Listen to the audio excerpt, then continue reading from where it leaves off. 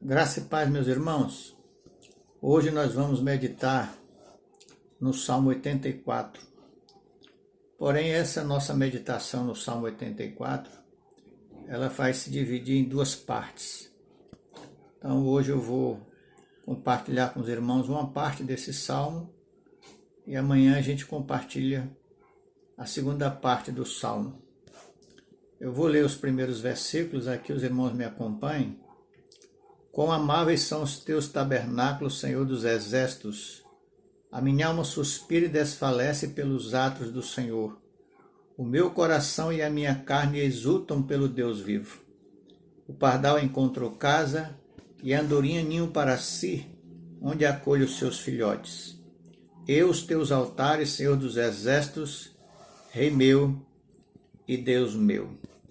A semelhança do Salmo 3, que a gente já compartilhou com os irmãos aqui, entende-se que Davi estava também, quando escreveu esse salmo, nesse contexto de que foi forçado a abandonar a cidade por ocasião da rebelião de Absalão, como já falamos aqui, que essa história está em 2 Samuel 15, a semelhança desse Salmo 3. Então, este salmo contém os desejos piedosos que uma alma graciosa tem de viver em comunhão com Deus. E aqui o salmista vai expressar o seu amor para com as cerimônias no templo e também para com o Deus das cerimônias. Então, nós vamos dividir a nossa meditação hoje em duas partes. A primeira parte que nós vamos tratar diz respeito exatamente às cerimônias ordenadas por Deus. E aqui, em primeiro lugar, ele demonstra o seu apreço por essa cerimônia. O versículo 1 diz: quão amáveis são os teus tabernáculos, Senhor dos exércitos. Ou seja, ele demonstra aqui a sua afeição pelos atos de culto no templo do Senhor. Em segundo lugar, o seu firme anseio de tomar parte nessas cerimônias. O versículo 2 diz: a minha alma suspira e desfalece pelos atos do Senhor, e o meu coração e a minha carne exultam pelo Deus vivo. Ou seja, um desejo pleno, um desejo intenso, uma ansiedade muito grande. Ele clamava e se incomodava enquanto não era restaurado na sua posição no ato do Senhor. Então ele compara aqui o aconchego do ninho dos pássaros ao se abrigar no altar de Deus. O pardal encontrou casa, a andorinha ninho para si, e eu, os teus altares. Em terceiro lugar, ele vai mostrar o seu desejo do templo, ou nas cerimônias, que é a sua convicção da alegria daqueles que delas participavam. Ele tinha convicção disso, daqueles que participavam da cerimônia, certamente se alegravam. O verso 4 diz: bem-aventurados que habitam em tua casa, louvam-te perpetuamente. Ele reconhece aqui a bem-aventurança de todos os ministros e também do povo, que tinha liberdade de chegar aos altares do Senhor. Eram bem-aventurados os sacerdotes e levitas que tinham a sua residência perto do tabernáculo ou do templo e que tinham por tarefa ali no seu serviço do templo. E por isso ele diz: louvam-te continuamente.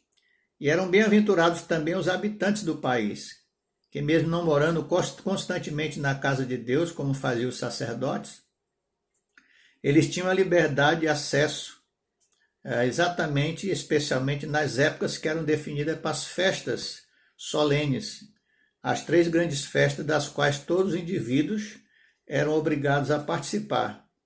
Ele chega a invejar a alegria daqueles que podiam estar nessas festas.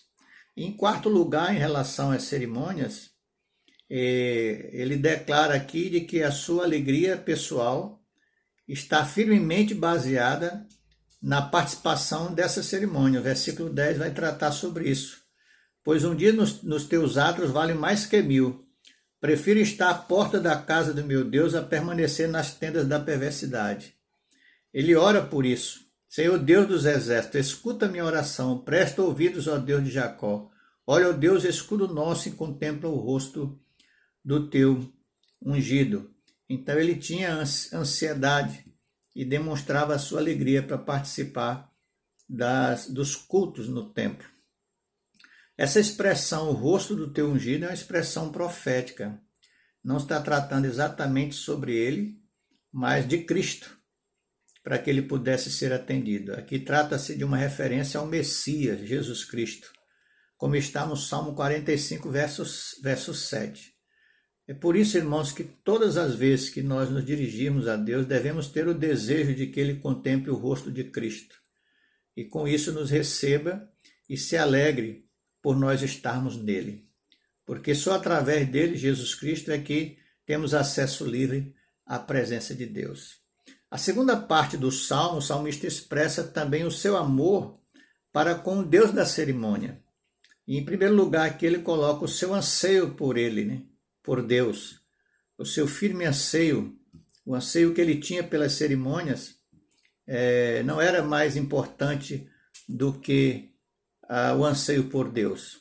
O desejo que ele tinha pela cerimônia era exatamente por causa da presença de Deus que ali se revelava. Ou seja, o seu maior anseio não era pelos atos do Senhor, mas nas suas orações ele clama mesmo, era pela presença do próprio Deus. Como diz o verso 2, parte B, o meu coração e a minha carne exultam pelo Deus vivo. Então as cerimônias sem a presença de Deus, elas são vazias, não há nenhum sentido delas. Aqui o salmista demonstra estar espiritualmente faminto pela presença de Deus e não simplesmente e unicamente estar no templo. Mas aqui ele demonstra também o seu amor pelo Deus da cerimônia, demonstrando a sua fé nele. O verso 11, porque o Senhor Deus é sol e escudo, o Senhor dá graça e glória, nenhum bem sonega aos que andam retamente. Ou seja, Deus era a sua esperança, a sua alegria e tudo para ele. Deus era para ele e para o povo também sol e escudo. Então, como sol, ele era a fonte de todo o bem. O Senhor dava a ele alegria e a felicidade. Mas também como escudo, ou seja, uma defesa em todo o mal. O Senhor o protegia. Mas ele continua dizendo que o Senhor dá graça e glória. Ou seja, nos dá o seu favor. Dá honra também àqueles que são seus e garante a nossa herança no futuro. Ou seja, e aos que são retos de coração, nada lhes faltará. Em terceiro lugar, ele demonstra o seu amor pelo Deus da cerimônia e tem a sua convicção da alegria que invade a vida dos que confiam no Senhor. O verso 12 diz isso. Ó Senhor dos exércitos, feliz o homem que em ti confia. Ou seja, aquele que confia no Senhor será abençoado por ele.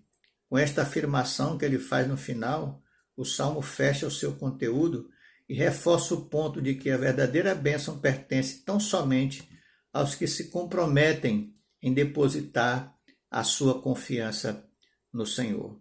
Portanto, irmão, na nossa conclusão aqui, nesse tempo de que estamos passando de enclausuramento, irmãos, o nosso desejo e oração é que o Senhor coloque de fato no nosso coração a sede de Deus, a sede de adorá-lo em sua casa e também da comunhão dos irmãos. Que esses dias o Senhor nos ensine e coloque no nosso coração esse desejo, para quando passar tudo que estamos passando agora, esse tempo de enclausuramento, a gente de fato tenha desejo, anseio para estar na casa do Senhor. Que Deus aplique essa mensagem no nosso coração em nome de Jesus. Amém.